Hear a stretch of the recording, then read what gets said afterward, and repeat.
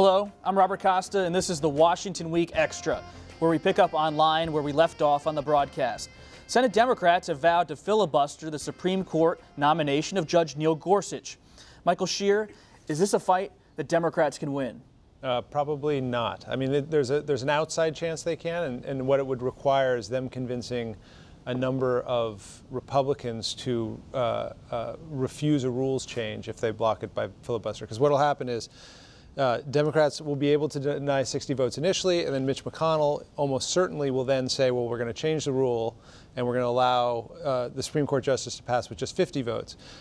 All he needs to do that is 51 votes. And so if he can hold his Republican caucus together, the Democratic protest has really no effect, except it sets a precedent so that at no point in the future, almost certainly, will you ever be able to filibuster a Supreme Court justice. Is it all driven on the Democratic side by their anger, their frustration with President Obama's failed nominee, Merrick Garland? I think that's part of it. I think the bigger factor, though, is the anger of their base and the penalty they would pay if they didn't try and filibuster, especially Chuck Schumer. I mean, he was having protests outside his house because he voted for the defense secretary. I mean, they're not in a position now, given the anger in the country, to do that. At the same time, I think if you hook them up to lie detector tests, at least a third of the Democratic caucus really don't want to do this. Has Schumer been pretty savvy in navigating the Democratic base?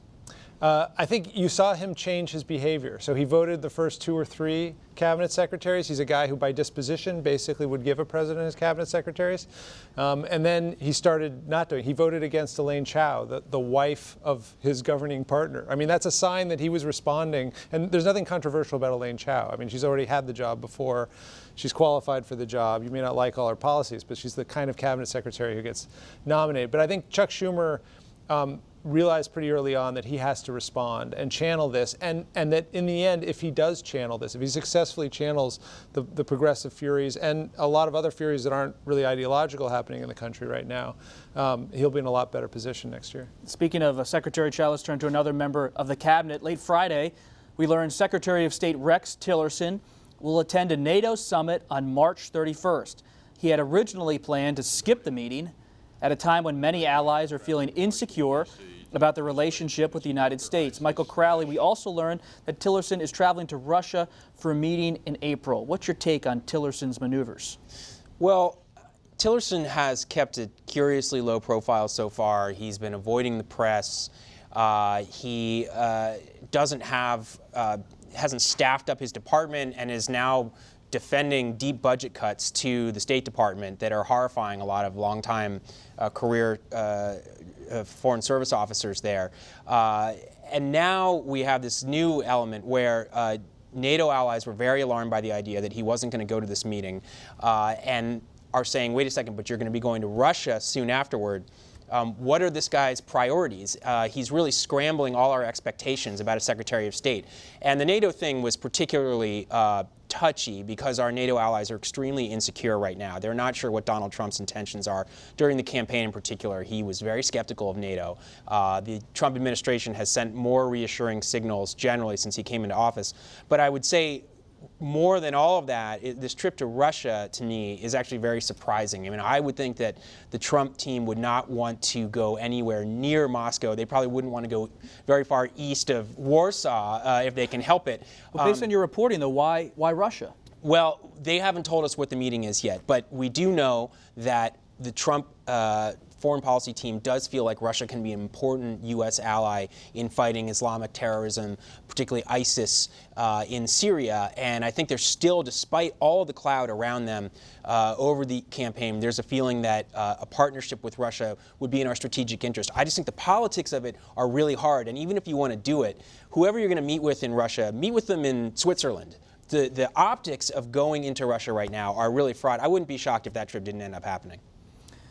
On another front, President Trump tried to establish a relationship with the Congressional Black Caucus. This week, Yamiche, many people have been critical of the president's pick for Attorney General Jeff Sessions, who some believe has a weak record on supporting voting rights and alleged police misconduct. Was there any progress made during this meeting with the CBC? I don't think there was really any progress made. This was really an hour and a half of African-American lawmakers really detailing for the president their issues that they have with his policies and their issues that they have with his cabinet members. They talked about criminal justice reform. They talked about voter fraud. They talked about health care impacting African-Americans. But they also reminded the president that, yes, they do represent 14 million African-Americans, but they also represent 78 million constituents all across the board who are not majority African-Americans. So these lawmakers were really trying to, in some ways, establish this relationship because they know they need to have a working relationship with the president. But they were also, I think, trying to at least to start this conversation and try to see if he's going to change or even, I guess, even touch a little bit on the other issues that are impacting African Americans' lives. But so far, I didn't think there's really going to be any progress. One lawmaker told me that President Trump was boasting at how many African Americans he got to vote for him. He got 8% of the African American vote, which is still better than Mitt Romney, but still pretty dismal numbers. And of course, this idea is that he was across the campaign trail. He was saying, "What do you have to lose to African Americans?" So there's still a lot of anger and a lot of fear in the African American community about the president, and this was kind of just a meeting to start that conversation. Is there anyone within the CBC who has a rapport with the president, any kind of relationship that could lead to better relations in the future? It's really tough to know. I had that same question. Someone pointed out that Elijah Cummings was talking about prescription drug care costs with the president, that he might be someone that they can talk to.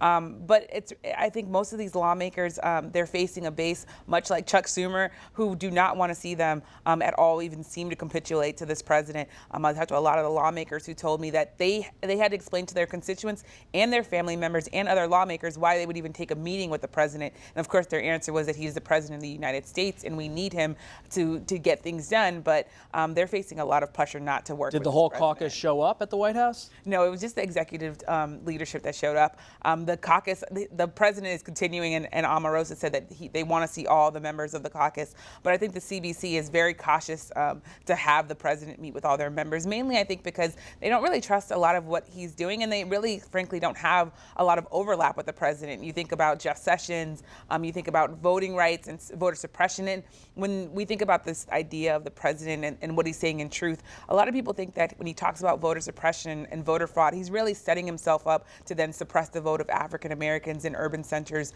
who vote usually democratically. So there's a lot of fear there that they really are just gearing up for a fight. And Omarosa, you mean Omarosa Manigault, the former reality television show star? She's now, I believe, the president's chief liaison to the African American community within the White House.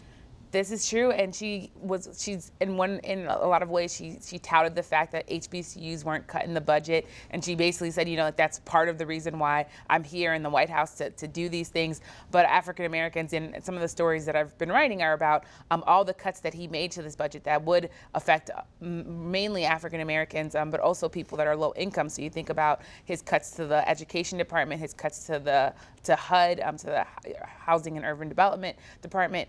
So there are a lot of people, I think, that look at his budget and look at his policies and say, look, there's really not much to work with here. But Omarosa is saying that she's advocating for African Americans in her position.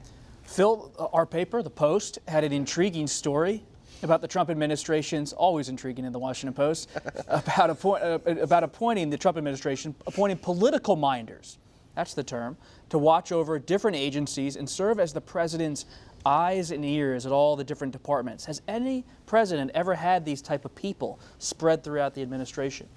Well, it's normal for the White House to have people who serve as liaisons in the cabinet departments. What's different here is this is a real escalation of it. These are senior White House advisors. That's their title. They're in a number of agencies, at the State Department, at the Pentagon, at the EPA, and they really report to the White House. They are there to make sure that the senior staff in these departments are loyal to the president, that they're executing on what he wants, that they're not playing any games to sort of short-circuit the White House, and they report directly into Rick Dearborn. Some of them are very close to Deputy Chief of Staff. The Deputy Chief of Staff, and some of them are very close to Jared Kushner, the president's son-in-law and senior advisor, and by all accounts, perhaps the most powerful aide in the White House. So it's a pretty striking move, and I think for a lot of people in the bureaucracy in Washington, it was a chilling story. One of the names that came up in the story was Matt Mowers, a longtime Republican political operative, close to New Jersey Governor Chris Christie. I believe he's close to Jared Kushner, president's son-in-law, and he does not report to Secretary of State Tillerson. That's right, and Mowers is in a pretty senior role at the State Department now. When Tillerson went to Foggy Bottom on his first day after being sworn in to greet the State Department staff, it was Mowers right behind him in that photo op. And he travels with the Secretary, but he's really keeping an eye on the State Department and making sure that everything Tillerson and his deputies are doing is in keeping with what the National Security Council and the White House more broadly want to see happen on foreign policy. And when we're talking about foreign policy, I mean, Jared Kushner, the president's son-in-law, is so in control of things right now. He's overseeing some of the key relationships in the Middle East and China, Mexico with the wall, Canada as well. So they're taking orders from Jared. But you got to wonder, does Attorney General Sessions have a minder? He's so close with the president. I wonder if it's the same for every department and every agency. Anyway, that's it for this edition of Washington Week Extra. But first, a question for you. More than 30 years ago, the Equal Rights Amendment declared women and men are equal under the law.